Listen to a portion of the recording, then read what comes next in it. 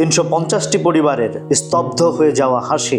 বাংলাদেশে হামের প্রাদুর্ভাবে প্রাণ হারানো শিশুদের এই সংখ্যাটি কেবল পরিসংখ্যান নয়, বরং আমাদের জনস্বাস্থ্য ব্যবস্থার এক চরম ব্যর্থতার দলিল। এক সময় যে দেশ টিকা দানে বিশ্বজয় করেছিল, আজ সেই দেশেই প্রতিরোধযোগ্য এক রোগে শিশুরা কেন মারা যাচ্ছে। আজ আমাদের আলোচনা জনস্বাস্থ্য তদন্ত নাকি কেবলই সমবেদনা।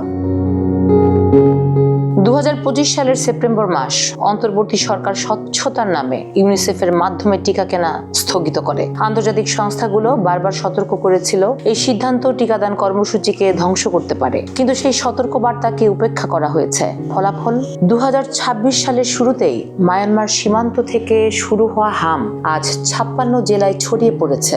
আক্রান্ত 42,000-এরও বেশি শিশু। অথচ এই হাম 95% টিকাদানের মাধ্যমে সহজেই রুখে দেওয়া সম্ভব ছিল। প্রশ্ন উঠছে, যারা একটি সচল ব্যবস্থা ভেঙে দিয়ে শিশুদের মৃত্যুর মুখে ঠেলে দিয়েছেন, তাদের কি কেবল সমবেদনা জানালেই দায় শেষ হয়ে যায়? হামের দগদগে ক্ষতের মধ্যেই নতুন আতঙ্ক হয়ে দাঁড়িয়েছে ডেঙ্গু। 2019 সাল থেকে ডেঙ্গু আর মৌসুমী রোগ নেই, এটি এখন সাংবাৎসরিক। আগে বৃষ্টি হলে মশা মারার ধুম পড়তো, কর্মকর্তারা ফ্লোরিডায় যেতেন মশা মারার কৌশল শিখতে। কিন্তু বাস্তবতা হলো, মশারা কর্মকর্তাদের ওজস্বী বক্তৃতায় আর ভয় পায় না। পর্যাপ্ত মশা নিধন কার্যক্রমের অভাব এবং লার্ভা মারার ওষুধের কার্যকারিতা আজ আমাদের এক ভয়াবহ মানবিক বিপর্যয়ের দ্বারপ্রান্তে নিয়ে দাঁড়িয়েছে। প্রতিরোধযোগ্য মৃত্যু কোনোভাবেই মেনে নেওয়া যায় না। মানবাধিকার সংস্থা, আইন ও সালিশ কেন্দ্র এবং জনস্বাস্থ্য বিশেষজ্ঞরা দাবি তুলেছেন একটি উচ্চ পর্যায়ের তদন্ত কমিশনের। ব্রাজিলে মহামারী নিয়ন্ত্রণে ব্যর্থ কর্মকর্তাদের চিহ্নিত করা হয়েছে,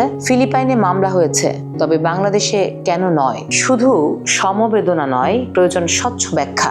আমাদের মনে রাখতে হবে, রাষ্ট্র পরিচালনা কোনো পরীক্ষাগার নয় যে জনস্বাস্থ্য নিয়ে পরীক্ষা নিরীক্ষা করা চলবে। বর্তমান সরকার পরিস্থিতি নিয়ন্ত্রণে 634 কোটি টাকা বরাদ্দ দিয়েছে। টিকাদান আবার জোরদার হয়েছে, কিন্তু যে প্রাণগুলো ঝরে গেছে তাদের ফিরিয়ে আনা সম্ভব নয়। ভবিষ্যতে যেন কোনো নীতি নির্ধারক জনগণের জীবন নিয়ে এমন ছিনিমিনি খেলার সাহস না পায়, সেই দৃষ্টান্ত আজই তৈরি করতে হবে।